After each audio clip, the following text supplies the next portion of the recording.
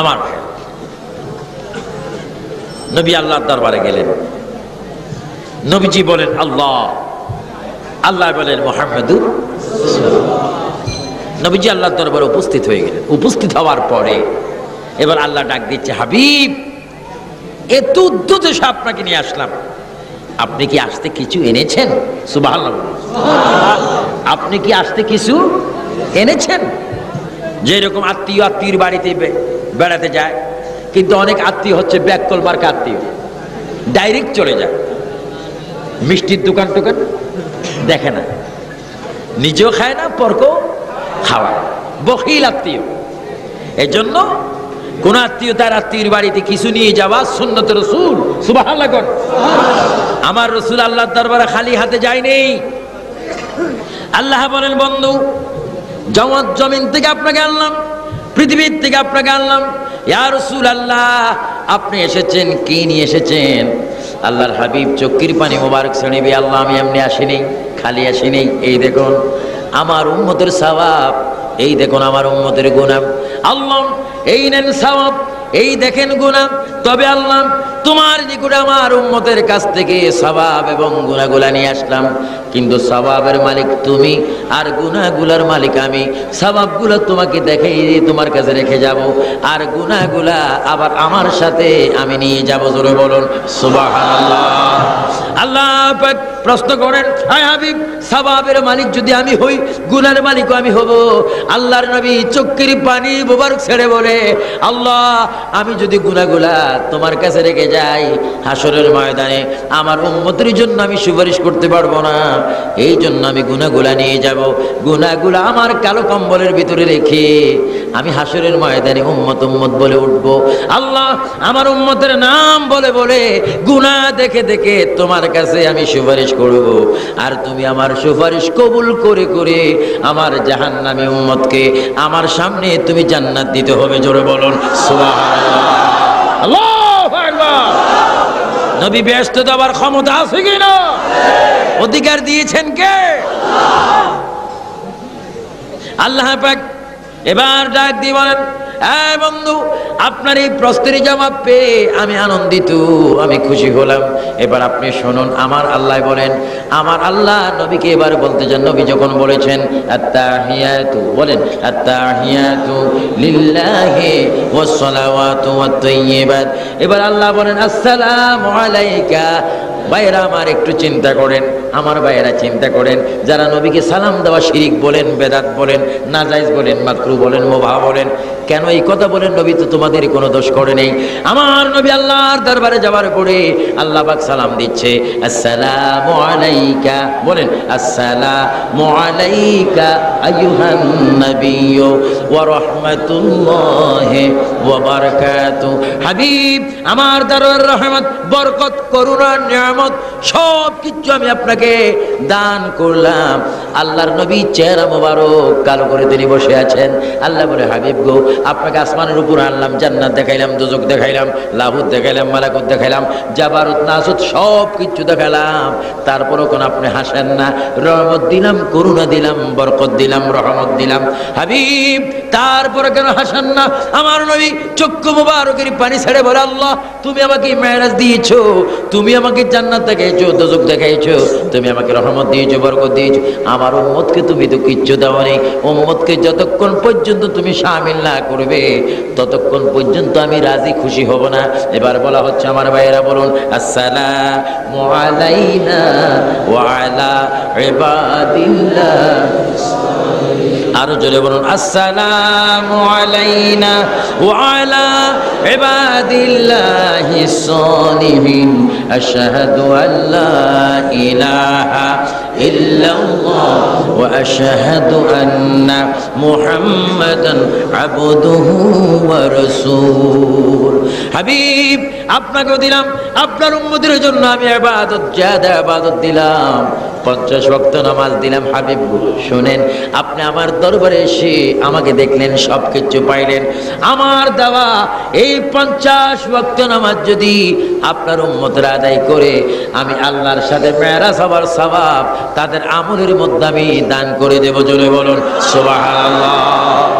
জোরে বলেন কয়েক তো, আরো জোরে বলেন কয়েক তো, আছে কয়েক তো, পড়েন কয়েক তো, বলুন না পড়ি আমরা বছরে 2 ওয়াক্ত, বছরে 2 ওয়াক্ত, সপ্তাহে 1 ওয়াক্ত, তাও সুন্নত ছাড়া। খুতবা শোনে না, সালাম হতে দেরি যেন বিশ্বযুদ্ধ লেগে যায়, যাবার টাইমে কেউ জোতা কেউ নিয়েও যায়। আমার ভাই মসজিদে যাবেন শান্তভাবে, 50 ওয়াক্ত নামাজ। আল্লাহর নবী খুশি হয়েছে, আল্লাহ তুমি খুব ভালো, তুমি আমার উম্মতের জন্য 50 ওয়াক্ত নামাজ দিয়েছো। নামাজ নিয়ে আসতেছেন, মুসা আলাইহিস সালাম দাঁড়িয়ে আছেন ওই 6ষ্ঠ আসমানে। হুজুর কি পাইলেন? আমার আল্লাহ আমার উম্মতের জন্য 50 ওয়াক্ত নামাজ দিয়েছে। মুসা নবী ডাক দিয়ে বলে, ইয়া রাসূলুল্লাহ 50 ওয়াক্ত নামাজ নেবেন না, যদি নেন আপনার উম্মতেরা নামাজ পড়তে পারবে না, কারণ আপনার উম্মত কমজোরি হবে, কম বয়সী হবে, সংসারের দিকে তাদের মন থাকবে। হুজুর দয়া করে নামাজটা কমাই আনেন। আল্লাহর নবী গেলেন, আল্লাহ বলে হাবিবকে কেন আসলেন? আল্লাহ নামাজ কমাই দাও, কমাই দিলাম। এইভাবে 9 বার গেলেন, 5 নং 45 ওয়াক্ত নামাজ কমাইলেন, এবার 5 ওয়াক্ত রইল। আল্লাহ ডাক দিয়ে বলে, হাবিব শোনেন, বন্ধু আমি 50 ওয়াক্ত নামাজ আপনাকে দিয়েছি, এই কথা ঠিকই থাকবে, কিন্তু আমি 45 ওয়াক্ত মাফ করে দিলাম। কিন্তু কোন বান্দা উম্মত যদি 5 ওয়াক্ত নামাজ পড়ে, আমি আল্লাহ তার আমলের মধ্যে 50 ওয়াক্ত নামাজের সওয়াব প্রদান করব। জোরে বলুন সুবহানাল্লাহ। নামাজ পড়তে চাই কিনা? 2 হাত তুলে বলেন চাই কিনা? নামাজ পড়তে চাই কিনা? নামাজ পড়বেন তো? আমার সাথে বলেন আল্লাহ আল্লাহ। হাত তুলে ওয়াদা করতেছি 5 ওয়াক্ত নামাজ পড়বো, রোজা রাখবো, হজ ফরজের হজ করবো। তো অনেক বন্ধু বান্ধব পার্টি আছে, যদি কেউ কাউকে একটা ঠুস করে আরেকজনে বলবে ঠুস।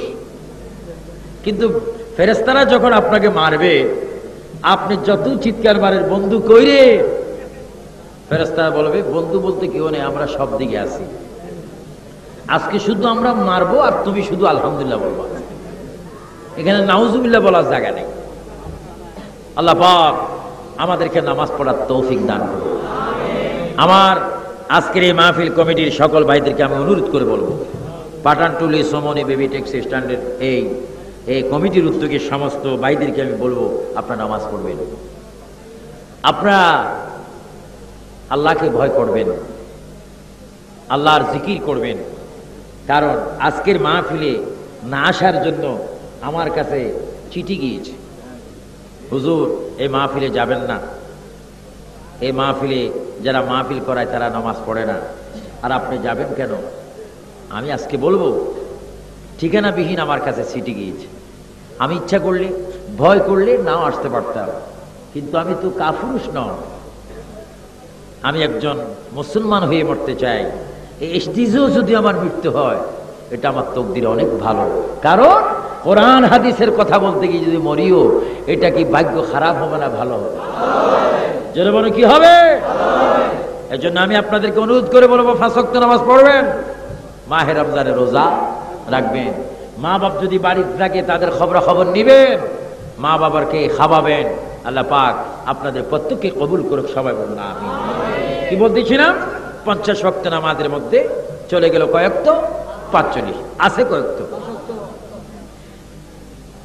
এবার মুসা আলাইহিস সালাম চোখের পানি ছেড়ে দিলেন, ইয়া রাসূলুল্লাহ, ইয়া হাবিবাল্লাহ, আজ থেকে প্রায় হাজার বছর পূর্বে কুহে তুর পাহাড়ে আমি আল্লাহ দেখার জন্য প্রার্থনা করেছিলাম, আল্লাহ পাক আমাকে দেখা দেন নেই, বলেছে আখিরি জমানার নবীকে তুমি তাল্লাশি করো। ইয়া রাসূলুল্লাহ, ইয়া হাবিবাল্লাহ, আমি আজকে আমার দুঃখ নাই, আপনি প্রথম আল্লাহকে দেখেছেন একবার, আবার আমি পাঠিয়েছি 9 বার, মোট আপনি দেখেছেন আল্লাহকে 10 বার। ইয়া রাসূলুল্লাহ, আপনার কপালের চোখে আল্লাহকে দেখেছেন আপনি 10 বার, আমিও আমার কপালে চোখে আপনাকে দেখেছি 10 বার। হুজুর, আমি মুসা কালিমুল্লাহ এই মনের মধ্যে আল্লাহ দেখার বড় একটা যন্ত্রণা ছিল, দুঃখ ছিল, ব্যথা ছিল। খোদা কি কসম, আজকের থেকে আমার সেই দুঃখ আর রইল না। কই কেন? আপনি আল্লাহকে দেখেছেন 10 বার, আমিও আপনাকে দেখেছি 10 বার। আপনার মাধ্যমে আমি আল্লাহ দেখার খায়শ আমার নিভে গিয়েছে। জোরে বলুন সুবহানাল্লাহ।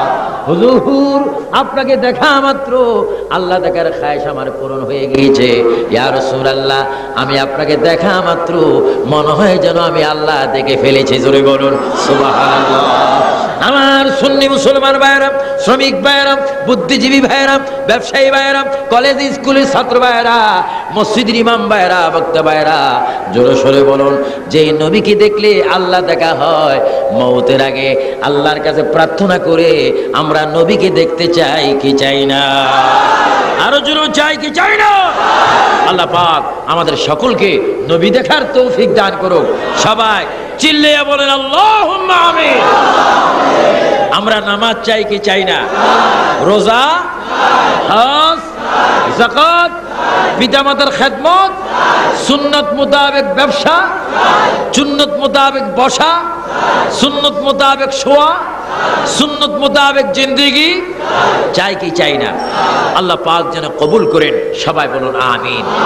আরো জোরে বলুন আল্লাহুম্মা আমিন। যারা মাহফিল করেছেন আল্লাহ পাক তাদের মাহফিলের মধ্যে বরকত দান করুন। সবাই উচ্চস্বরে বলুন আল্লাহুম্মা আমিন। ভাইরা আমার, দিন দিন বয়স হচ্ছে, দিন দিন প্রতিদিন প্রোগ্রাম করে হায়াতটা আল্লাহই দিয়েছেন দয়া করে আপনাদের দোয়ায়। 2 ঘন্টা যখন বক্তব্য হয় তখন জিহ্বা শুকিয়ে যায়, কারণ প্রতিদিন তো প্রোগ্রাম হচ্ছে। বেশি ওয়াজ করেও লাভ নেই, কম করেও লাভ নেই। 2 ঘন্টার মতো আমার বক্তব্য শেষ হয়ে গেছে। বৃষ্টি তো আগুন শুরু হয়েছে, এখনো বৃষ্টি আসার সম্ভাবনা আছে। তাই বলে কি আমরা মুনাজাত না দিয়ে যাব নাকি? আরো যেন যাব নাকি? আজকে ওয়াদা করলাম আমরা সব কিছুর চাইতে বেশি নবীকে আমরা মহাব্বত করব। যেন মানে কাকে মহাব্বত করব? নবীকে মহাব্বত করব। নবীর নায়েব ওলি আল্লাহদেরকে মহাব্বত করব। আলহামদুলিল্লাহ বলুন। আমরা মেরাজের ঘটনা আকাশ থেকে পাইনি, আমরা মেরাজ পেয়েছি শাহ আমানতের উসিলায়, শাহ মিসকিনের উসিলায়, শাহ জালালের উসিলায়, হযরতে গরিব নামাজের উসিলায়, গৌস বাগ আব্দুল কাদের জিলানীর উসিলায়। হযরতে গরিব নামাজ কেমন একজন ওলি ছিলেন, যিনি তার লাইফে 90,10,000 বেঈমানকে তিনি একাই মুসলমান করেছেন। যারা মানে কয় লক্ষ? আজকে যারা ইন্ডিয়ায়, ভারতে যান গরিব নামাজের মাজার জিয়ারত করতে, নসিব ভালো। ওলি আল্লাহর দরবারে যেতে যাইতে পারে না, কোটি কোটি টাকা রেখেও যাইতে পারে না। এই জন্য ওলি আল্লাহদের দরবারে যাবেন, যাই জিয়ারত করবেন, কোরআন শরীফ পড়বেন, দুরূদ শরীফ পড়বেন, তাদের উসিলা করে আল্লাহর দরবারে প্রার্থনা করবেন। এবং ওলি যারা প্রকৃত, তারা মরিও মরে না, তারা জীবিত, তাদের কোনো ভয় নেই, তাদের কোনো চিন্তা নেই। কারণ এরা হচ্ছে রাসূল পাকের নায়েব, এরা হচ্ছে আল্লাহর দরবারের আল্লাহর দরবারের অ্যাডভোকেট। অর্থাৎ পৃথিবীর আদালতে যেমনিভাবে জজের সামনে কথা বলার জন্য উকিলের প্রয়োজন হয়, আল্লাহ রাসূলের সামনে কথা বলার জন্য আখিরাতের উকিল হচ্ছেন সমস্ত আউলিয়া কেরাম। চিৎকার দিবেন সুবহানাল্লাহ। ওলির দরবারে যাবেন জিয়ারতের উদ্দেশ্যে, সেখানে গিয়ে কোরআন শরীফ পড়বেন, পাশের মসজিদে নামাজ পড়বেন, কোরআন শরীফ তেলাওয়াত করবেন, জিকির করবেন, ওজিবা করবেন, ওলির উসিলা আল্লাহর কাছে প্রার্থনা চাইবেন। আল্লাহ, আমি গুনাহগার হতে পারি, আমার দিল কালো, আমার জবান কালো, আমার ইলম নাই, আমার হেলেম নাই, আল্লাহ বলার মতো ভাষা নাই, তারপরও তুমি যাদের উপর খুশি এমন একজন ওলি শাহ আমানতের কাছে আসলাম, শাহ জালালের কাছে আসলাম, শাহ মিসকিনের কাছে আসলাম, গরিবুল্লাহর কাছে আসলাম। এই ওলির উসিলা হলো আমার গুনার দিকে না থাকি, তুমি আমাকে মাফ করে দাও। আল্লাহ বলবে, বান্দারে, ওয়া মা ইউআযিম শায়রাল্লাহ ফাইন্নাহা মিন তাকওয়াল কুলুব। তোমরা ভালো জায়গায় এসে আমার নিদর্শনে এসে যখন তোমরা প্রার্থনা করেছ, যাও ওলির উসিলায় তোমাদের দোয়া কবুল করলাম। জোরে বলুন সুবহানাল্লাহ। নারে তাকবীর, নারে রিসালাত, নারে গাউসিয়া। পবিত্র মেরাজুন নবী, হায়াতুন নবী, রহমাতুল আলা নবী, আল্লাহ পাক আবু সুফিয়ান আবদি আল কাদরি সাহেব, উলামায়ে আহলে সুন্নাত। আল্লাহ পাক আমাদের সকলকে ওলি আল্লাহদের সাথে সম্পর্ক করার তৌফিক দান করুন। আরো জোরে বলুন আল্লাহুম্মা আমিন।